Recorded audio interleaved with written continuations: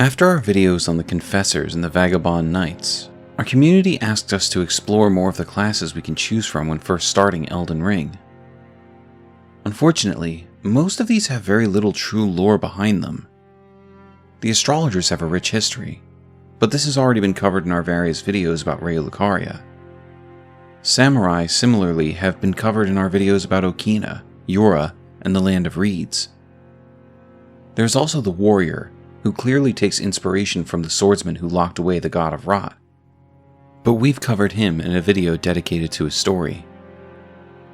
That leaves very few starting classes we haven't touched on at some point in the past. With that said, we do believe that the Prophet and the Prisoner are worth diving into, as theirs are paths that seem to diverge from the norm if we take control of their destiny. Today, we will be exploring the lore behind the Prophet and the Prisoner, who start their journeys on opposite ends of the magical spectrum, one dedicated to gold, and the other to stars. Welcome to Elden Lore, our weekly lore series diving into the stories of the people, places, and monsters of the lands between. If this is your first time finding the channel, welcome. We're glad you decided to spend some time with us today. If you end up enjoying our content, please consider subscribing. With our ever-growing playlist of over 100 lore dives, we hope you can find whatever story you're looking for. But if not, just let us know in the comments, and we'll look into it for you. We also have a Discord where you can talk about your favorite From Software lore and theories with an ever-expanding group of dedicated fans. Whether you subscribe or not, thank you again for checking out our content. And with that said, let's get back to the story at hand. First, we want to explore the prophets. The only one of them we meet in the lands between, Brother Corrin, through his own set tells us he was given the guidance of grace for refusing to recant his prophecy.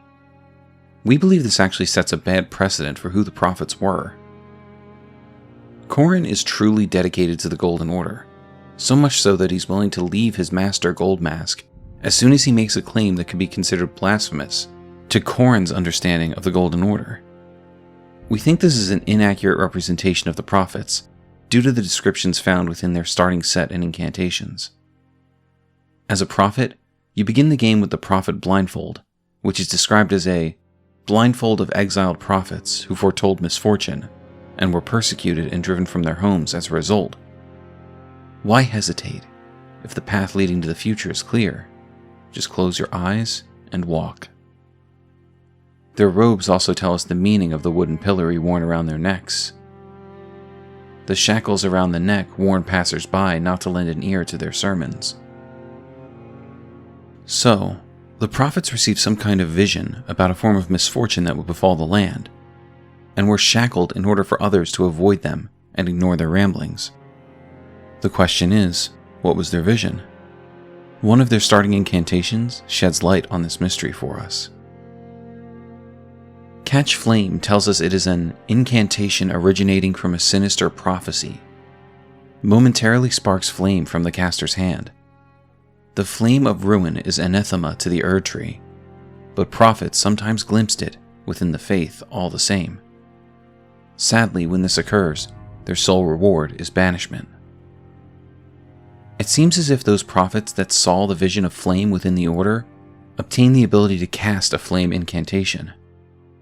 This in itself was enough to have them branded as heretics. In our eyes, this is what creates an incongruence with Brother Corrin. If his vision was of fire, and he refused to recant the vision, he was already dealing in the realm of heresy. Why then was he such a devout believer in the Golden Order that shunned him for the prophecy he saw? And why did he take issue with Gold Mask essentially doing the same thing? Getting back to Catch Flame, the most interesting thing about its description is the mention of banishment, as this seems to tie to another topic we recently covered, the Thorn Sorcerers.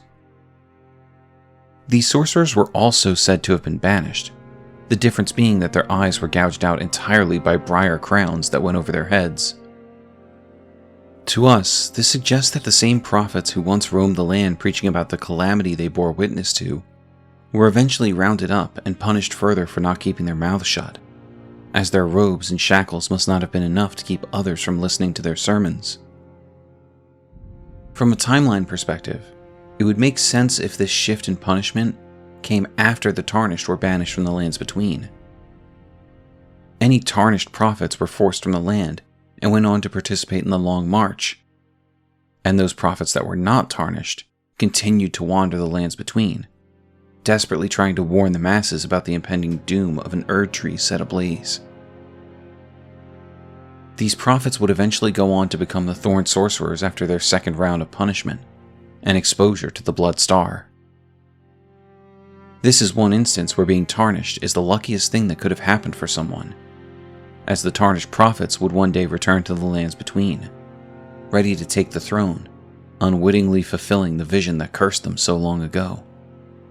This is a far cry from the goals and beliefs of Brother Corrin, and it's enough to make you wonder if he was ever really a prophet at all. Next, we wanted to discuss the prisoners and the interesting context clues that can be used to piece together some kind of story behind these criminals. Their mask is clearly the most iconic piece of their starting equipment, as their armor is little more than rags.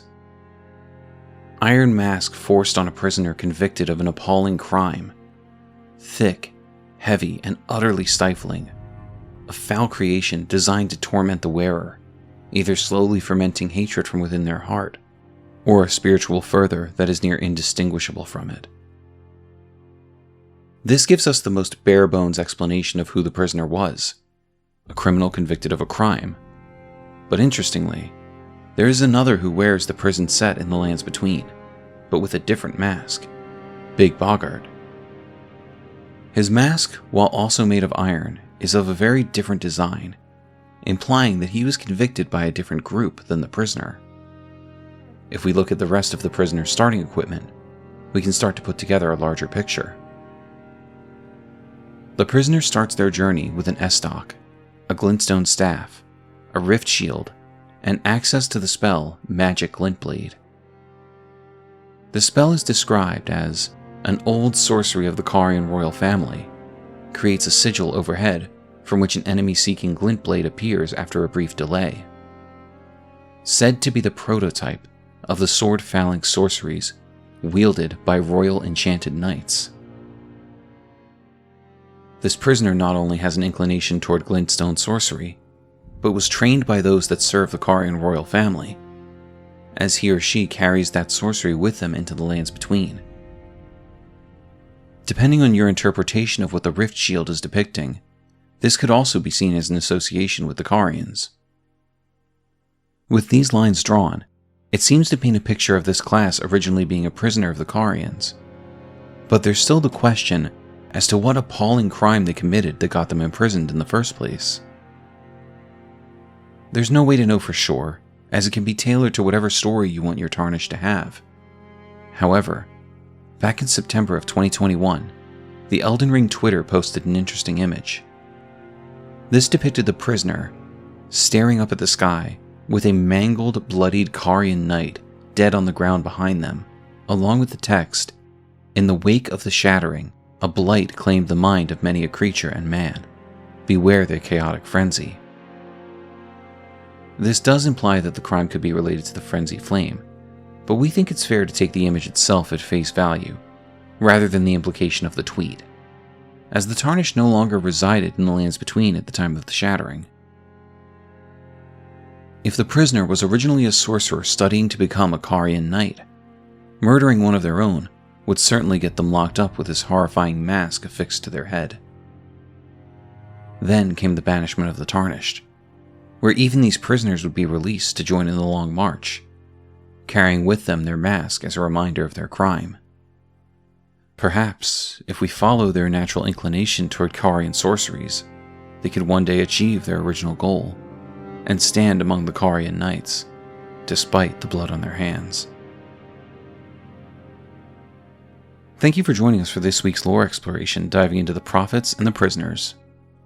Do you believe the non-tarnished prophets were eventually banished to the north and became the Thorn Sorcerers? Why does Brother Corrin reject anything antithetical to the Golden Order if he's seen the burning Erd tree for himself? Do you agree with our findings on the crime that had the prisoner locked away in the first place?